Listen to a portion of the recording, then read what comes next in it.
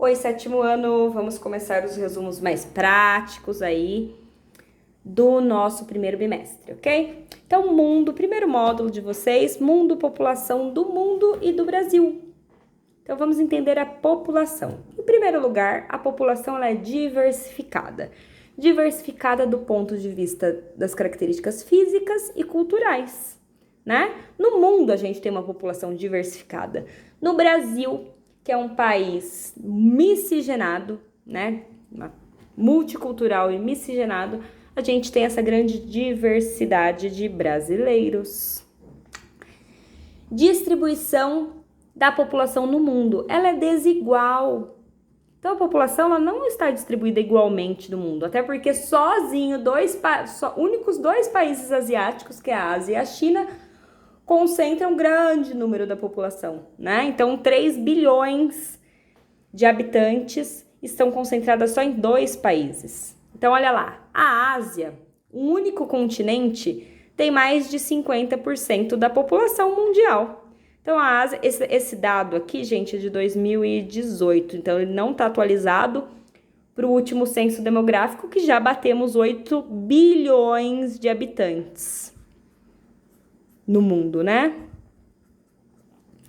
Então, a Ásia, no último dado, 4,6 bilhões de habitantes, só no continente asiático. Na África, 1,3 bilhão. A América, 1,02 bilhão. E a Europa, 747 milhões de habitantes. E a Oceania, 42 milhões de habitantes. Então, só pela divisão aqui dos continentes, percebemos que a distribuição da população mundial ela é desigual. E isso vai associar a várias situações, né? As características físicas, então a gente percebe que a maior concentração da população mundial está nas regiões de clima tropical, de clima mais quente e temperado, né? Agora, as regiões de clima mais frio, as regiões polares, mais próximas ao círculo polar, são regiões menos habitadas. Então, o clima influencia aí na distribuição da população de forma direta, tá bom? E aí, como que a gente agrupa essa população para estudar a população? Então, a população a gente estuda do ponto de vista quantitativo, ou seja, do número, e a gente estuda do ponto de vista qualitativo, ou seja, das características. Então, a gente agrupa a população por faixa etária, situação, gênero e cultura, né? Então, faixa etária. Essa população tem mais jovens, tem mais adultos ou tem mais idosos? A depender do que tem, qual é a configuração dessa população, eu tenho que fazer maior ou menor investimento em uma área da sociedade, né? Então, se eu tenho mais jovens, eu tenho que investir mais em educação. Se eu tenho mais adultos, eu tenho que investir mais em trabalho. Se eu tenho mais idosos, eu tenho que investir mais em saúde. Situação da moradia, situação social. Gênero, eu tenho mais homens, eu tenho mais mulheres. E cultura. Cultura está relacionada a costumes, a hábitos, a alimentação, vestimenta, a religião. Então, tudo isso é do ponto de vista cultural, ok? Mas a população continua crescendo. Será que ela vai continuar no mesmo ritmo? Então, crescimento populacional. Olha lá o que eu coloquei para vocês. Segunda metade do século XIX. Então, na segunda metade do século XIX, a população passou a crescer mais e de forma mais intensa. Por quê? Porque tivemos melhorias. Quais são essas melhorias que fizeram com que a população passasse a viver mais? Então, nós tivemos que já associa aqui, ó, como a população cresce, né? Então, essas melhorias que fizeram com que a população passasse a crescer e tivesse um número menor de mortes, quais foram elas? Vacinação. Então, antes a população morria por situações simples, que hoje em dia já tem prevenção, informação, que é um ponto importante, medicamentos, processo de vacinação, enfim, todo esse conjunto. Então, se lá no século passado as pessoas morriam com uma virose super simples, hoje não acontece mais, né? Se lá as pessoas morriam de dengue, de febre amarela, de doenças que hoje em dia já tem informação de como prevenir, já tem vacinação e já tem medicação, né? Caso o indivíduo adquira essa doença, então as pessoas passaram a viver mais, melhorias da qualidade de vida, então de saneamento básico, de informação, melhorias da ciência, melhorias da área da medicina, e esse conjunto todo fez com que, depois da metade do século XIX, a população começasse a crescer de forma intensa.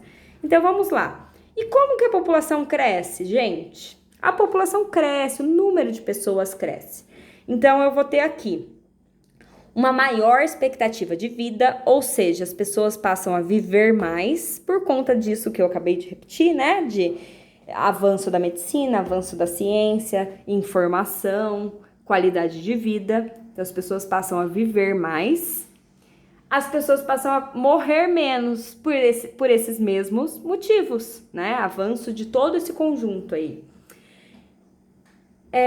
Então, a população cresce, a gente fala de crescimento vegetativo. O que é um crescimento vegetativo? As pessoas estão vivendo mais e morrendo menos.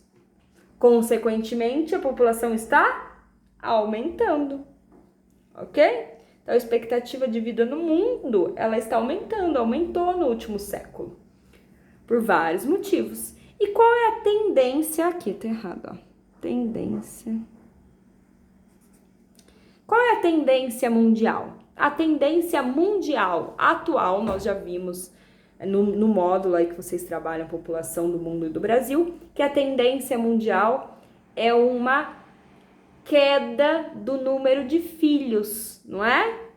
Então, por exemplo, minha avó materna teve 12 filhos, minha mãe teve 4 filhos, e eu tenho uma filha, e provavelmente só terei uma filha, né? Então, a tendência mundial é que a taxa de natalidade venha diminuindo. E o porquê da taxa de natalidade diminuir? Das pessoas terem menos filhos. E aí entra um conjunto de situações. Então, o que entra aí na tendência da queda da taxa de natalidade?